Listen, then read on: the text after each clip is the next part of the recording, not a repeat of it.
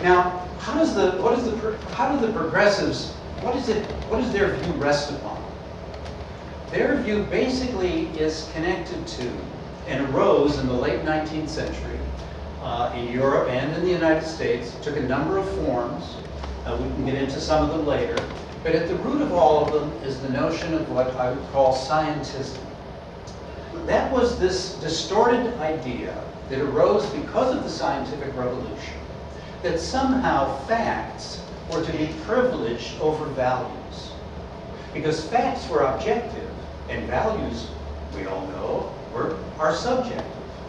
And objective is more reliable than subjective. So therefore, suddenly, measuring the material world and replicating it became privileged over the notion of values and consciousness of the human beings who peopled it and populated it.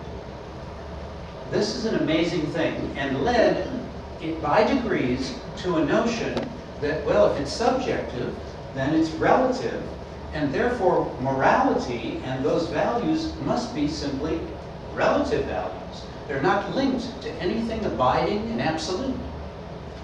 That led us into moral relativism, and that, I think, is one of the keys that opens the door to all sorts of mischief in society.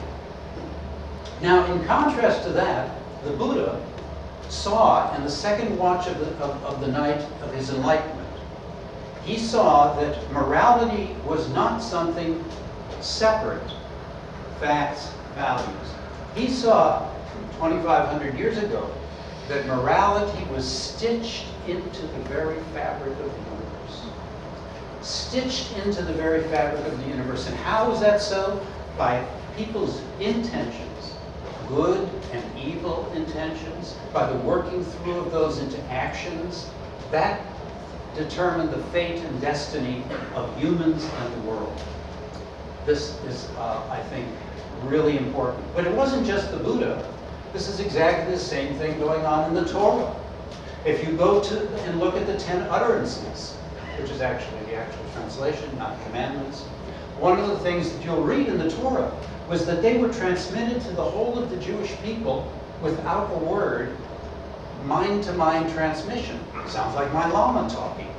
The first two were never even articulated by Moses, only the last 8. And what were they? They had to do with things like, thou shalt not kill, thou shalt not steal, thou shalt not commit adultery. If you look at the precepts of the Buddha, what do you find? Refrain from killing, refrain from stealing, refrain from sexual misuse. Why do these keep popping up? Because they represent the natural moral law that I'm talking about, that are obvious and self-evident to clear minds. So instead, this notion of elevating the facts led to a preoccupation with a technocratic, scientific approach to society. By God, if the right elite, if a privileged elite who understood and saw more clearly than anyone else knew how this whole thing could be engineered, by God, we could turn this into heaven on earth, a real paradise, a super turbo utopia. Wouldn't that be grand? And that's exactly what the Progressive Project is inevitably all about. That's why you see it in the healthcare bill in 1,000 different ways. One particular way that I noticed was Rahm Emanuel's brother, Ezekiel Emanuel, who advised the president and who developed a whole scheme of social engineering, because social engineering is at the heart of this conception of the world. And this social engineering was, well, how would you determine who gets what when there's shortages, which there inevitably are? You would determine it on the basis of, well, things you could measure. That the human being could be measured in different ways. Well, one would be that, are they productive or not productive? Oh, that's a good one. So we'll privilege those who are in the middle of the spectrum, who are going to give good years to the society. Those who are older, or those who are very young, well, they don't necessarily get the privilege. There has to be a criterion. And so social engineering will know what that criterion is. 5 minutes? You're kidding. Holy moly. Well then, wonderful. Oh, good, golly. Okay, well then I'm going to just shift gears just a little bit and say a few words in my remaining time about the stimulus in collective bargaining, because this is really on the minds of everybody. And we'll get into all these issues. I don't care what the issues, we can take it up later. But basically, this is very important to understand. Collective bargaining of public unions and the state sector must be eliminated from society. Now, at this point, the struggle is over finances and fiscal. And Mitch Daniels, for example, in Indiana, on his first day in office in 2005, wrote an executive decree that eliminated collective bargaining. His approval rating plummeted to 30%. Within a couple of years, his situation completely transformed itself. He had approval ratings of 58%, and today Indiana has the lowest deficit to revenue ratio of any state in the union. And the people are very happy with it. The sky didn't fall, nothing fell apart, it didn't collapse. FDR himself said, the idea of public sector unions is something that for us is intolerable, unbearable, and will not be instituted. George Meany, the head of the AFL-CIO, the great classical liberal who was a great anti-communist as well, said the very same thing. Even, ultimately, the mayor of Milwaukee from the period, who was a Socialist Party member, Frank Ziedler, from 1948 to 1960, said that the public sector union notion creates two groups in society. One group solidly in the government, the other group elected by the people. And those two end up being in conflict with one another. And that takes the power into that of the state. My main concern with regard to the United States is not in this period that wing of progressivism that leads to totalitarianism. The issue for us is that wing that leads to soft despotism.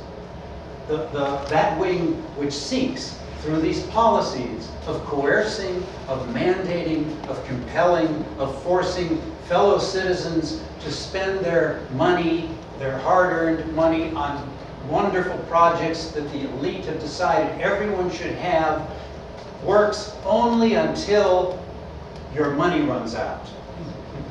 And then you get Greece, then you get the decline of Europe, the decline of social democracy. The collapse of the soft form of despotism is just usually about 10 or 15 years behind the collapse of the hard totalitarian version of despotism. So this issue of the state is very important. Someone must watch the watchers. The reason for that is that we are flawed, that we are imperfect. I just think of one teeny little dinky example. On Pico and Bunde, they now have a camera, and the camera watches us turn and do things. And isn't that wonderful? That will so make us better traffic. And I thought, wonderful thing, also less people hired, more revenues. Oh, and then all of a sudden, I realized that if you roll through a right turn, it's $476. If you park in a disabled zone, it's $1,000. And I realized that the watchers suddenly became interested in the collection of the money because the fiscal situation had gone south in the city. And it didn't take that long until those who occupy the positions of the state drop their utopian schemes that are going to benefit us and benefit themselves.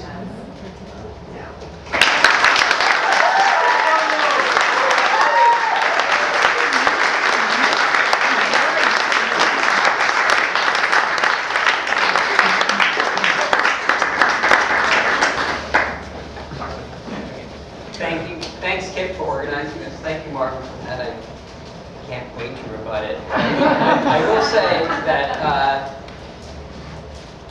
I think my opening thing is going to be more about the intended consequences of the right-wing conservative party.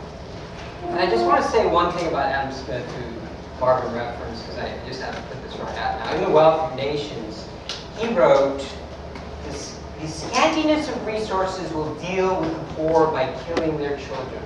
Quote, unquote. The children, the race of laborers. So, you know, that's, I think, kind of sums up the Conservative Party in a nutshell. Anyway.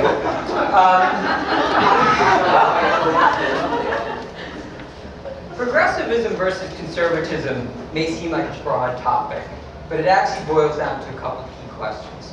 What kind of country do we want to live in? What principles of government create the most good for the most people? When I sit with these questions, I'm appalled at where we are today, which is the middle of an environmental, economic, and social train wreck. How did we get here? It wasn't an accident. I'm going to demonstrate how this train wreck was caused by the right-wing conservative agenda. So, no offense, Mark, but there's a lot of great historical stuff there, very interesting, but I'm going to show that progressivism, which is based on equality and a level playing field, is our only way out of the wreckage, both economically and spiritually, that the right wing has brought us to. In the last 30 years, right-wingers have used their money and influence to essentially capture the US government. They've changed the law to their favor and engendered a run-up of unprecedented wealth for themselves, all while leaving the middle class to implode. These are the intended consequences of the right-wing agenda. They changed Lyndon Johnson's war on poverty to a simple all-out war on the poor. They're against any legislation that would protect the environment, and indeed, many are global warming deniers. In short, conservatives fight laws that would level the playing field. You know, part of the Dharma is about stripping ourselves of our conditioning and seeing reality clearly. So seeing the world as it is rather than the way we think it should be, rather than the way we are. So one huge truth to keep in mind, as many studies have shown here, is that when you take people and you move them from poor to middle class, you tremendously transform their level of happiness and their level of well-being. But when you take people from the middle class and bring them up to a higher class or to the absolute gilded age levels of wealth, that their happiness actually doesn't increase. It just is a very minimal increase. But the increment from poor to middle class is huge. So I want to address some of the truth of where we are since Ronald Reagan launched his conservative agenda of cutting taxes, union busting, and eliminating regulation. Where are we after 30 years of right-wing ascendancy? Let's look at education. We're 17th in reading, with 40 million adult Americans who can't read in America. Another 100 million can't read beyond the 4th grade level. We're 10th in high school graduation rates. We're 31st in math scores. We're 23rd in science scores. Every day, 7,000 kids drop out of high school. What is the Republican response to this decline? What is the intended consequence? It's to cut $10 billion from education and lay off 100,000 teachers. That's in this budget.